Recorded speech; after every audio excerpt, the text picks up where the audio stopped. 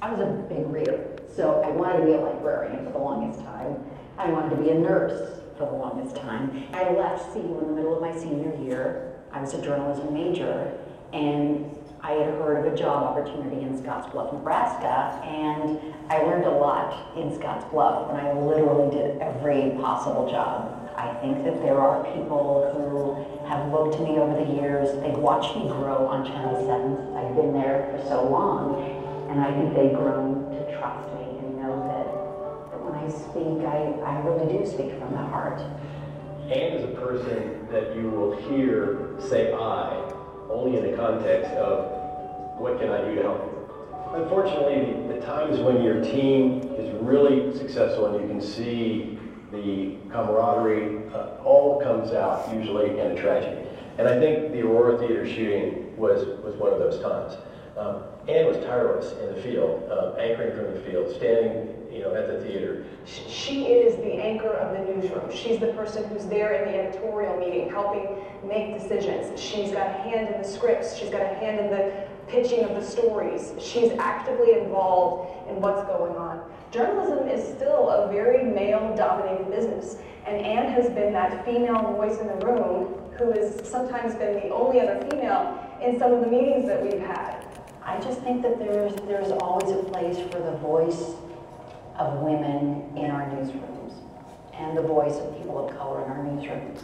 I think there are so many stories of people's lives that we don't even begin to touch because we've not gotten to that point where we really speak for everyone.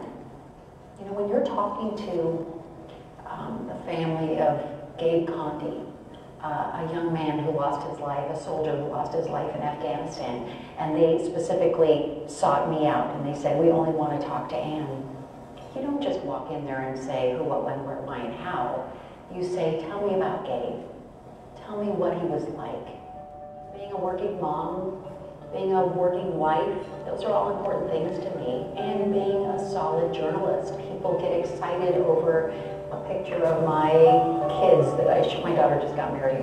So we were very excited about that. And I love when people make that personal connection with me where they see the joy that I have and they get excited about it. People at home, whether they're watching TV or whether they're reading a newspaper or reading a story online, they need people who they can trust and know that they're speaking truth.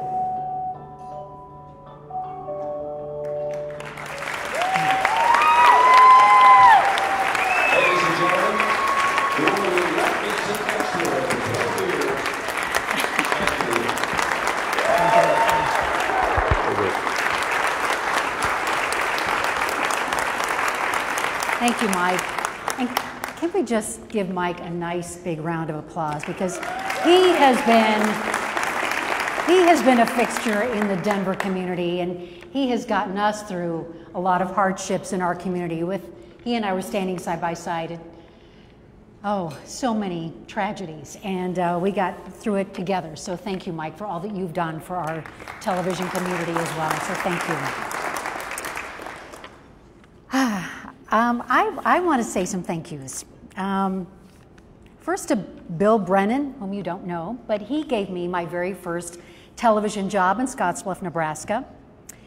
I had no clue what I was doing, but I quickly learned how to do just about every job there was. Thank you to Bob White at KMGH, who hired me as a general assignment reporter. That was 34 years ago.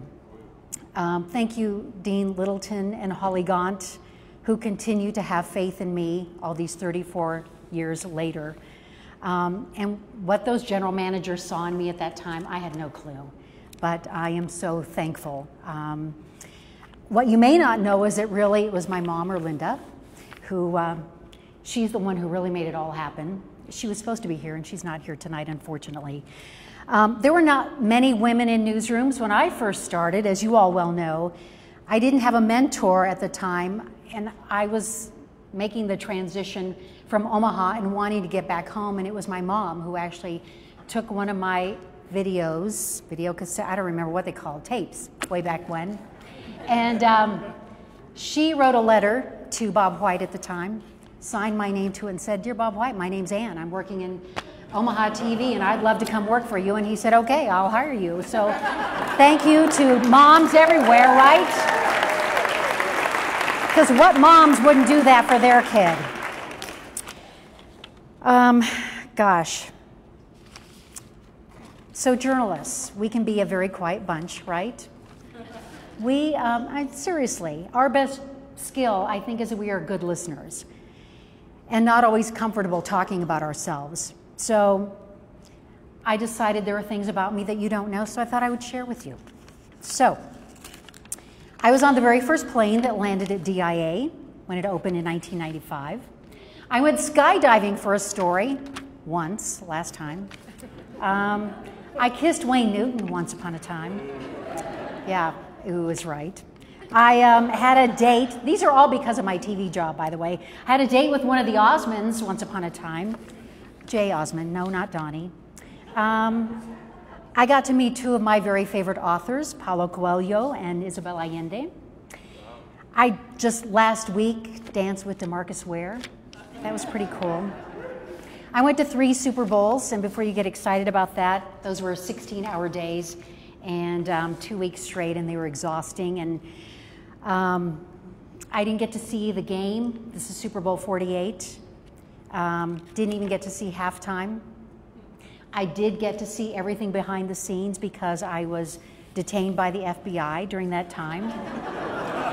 I did get to see Bruno Mars and the Red Hot Chili Peppers walk right past me. And I'm pretty sure we made eye contact, but I remember that. They probably don't. And I did get out in time to actually go be live on TV after the game. But the highlight, the true highlight of my career was meeting my husband, Mike Kalush, who has been my best advocate all of these years. Thank you.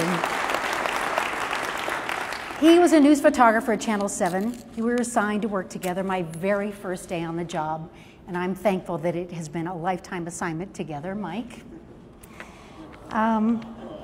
We also produced 2 beautiful children who are here this evening. They traveled from LA just to be here with us tonight. And they make me very proud, and they're lovely, well-adjusted people in spite of my years of saying to them, "Don't go do such and such because we just did a story about that and it's a dangerous place to go." Or "Don't drive in that car with anybody because we just did a story about a recall on that car." You journalists know exactly what I'm talking about, right? We have a story for everything, and so I'm just amazed that we actually let them out of the house but thankfully they are here tonight. I don't know where the years went at Channel 7, but I am proud to say that I am a lifer. I am proud to have worked in this business for all of these years. I am not afraid to say that I am still learning. I still, just like I did when I first walked in the door, I still look up words. I still research people. I still ask my 30-something coworkers to explain things to me that only 30-somethings know about. And I am so appreciative for all the people who I work with. I can't begin to tell you. And I am looking over here because these are the most amazing people who work hard day in and day out to put Channel 7 on the air. So thank you for inducting me. I'm truly honored, but I work in great company, and I really owe it all to these wonderful people. So thank you very much.